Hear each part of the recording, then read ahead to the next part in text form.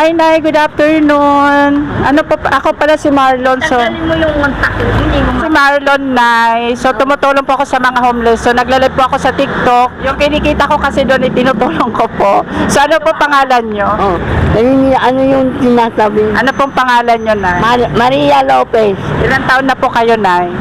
4. Hmm? 4. 44? Ano pong ginagawa nyo dito, Nay? Nakaupo lang ako dito. Nababantay kami ng lupa. Nabantayan ko lupa namin. Taga saan po kayo?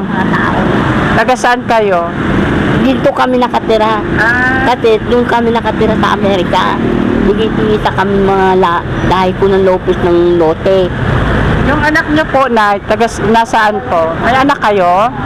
Pinatay yung anak ko. Pinupukti kasi kabuwanan ko na kasi. Asawa nyo po? Na ako eh. Asawa nyo po? Ay, pinatay nila. Kaya nag-iisa nga ako eh. Yung bata nila, pinakuha na ko na lang sa tangko.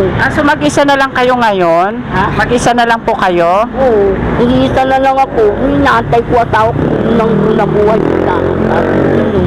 Wala na kayong kasama. So saan po kayo natutulog dito lang din? Kahit sa pintuan, dalawa. May bulaklak. So dito lang kayo hanggang mamayang gabi? Oo. Hanggang gabi ako dito. Hindi binabatay yung kulupa namin. Dati yung pera ninakaw nila, kinukuha namin. Mga ano lang kumukuha ng pera namin. Ano po nangyari, Nay? Na, Doon sa lupa nyo? nilaan ko ng mga tao. Oo, bawat isang hiliran ng dinaanan ng aking kalahi. Nagulat nga ako eh, bakit isa-isa nilang pinagbakot-bakuran nilang isa-isa na dininding ng ganito. Ay, nagtaka ako eh. Dahil dati-dati yan, walang dinding na ganito nung pinagtanggal-tanggal hilira. So ngayon hindi nyo na nabawi? Hindi na, nakuha na nila? Ha? Nakuha na? Hindi naman makukuha yung lupa namin dito yan. Ano sila sinwerte, di ba?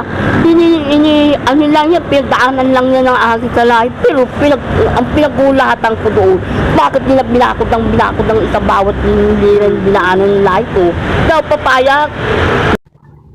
Ayon sa acting source, si Nanay ay nabaliw dahil sa agawan ng lupa sa kanilang lugar.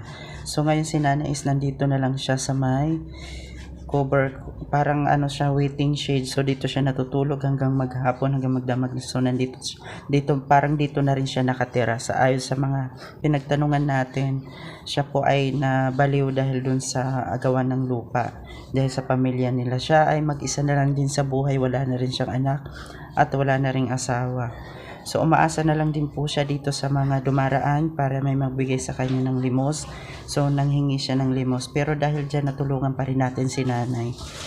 Kahit ganyan pa rin, kahit ganito, kasi hindi tayo namimili ng tutulungan. So bawat makita natin, tutulungan natin. So yun. Mayroon yung binibili kong pagkain, dinadamihan kong binibili ng pagkain. Okay, wala naman magulo na kumukuha ng mga gamit mo dyan. Eh, ito lang ang dala-dalo kong gamit, ang gamit ko doon. Mga ano na yun, mga hindi naging nasusuot, mga ano na yun, mga pinagsiraan na.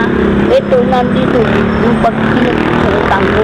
Ito naman, lagayan ng matubig. So bibigyan kita ng grocery na. So na ito, bibigay ko sa'yo. May mga tinapay yan. Minta pumasyal ka doon. Salamat. Thank you, Nanay. Bye-bye. Ano pangalan mo? Marlon po. Si Marlon.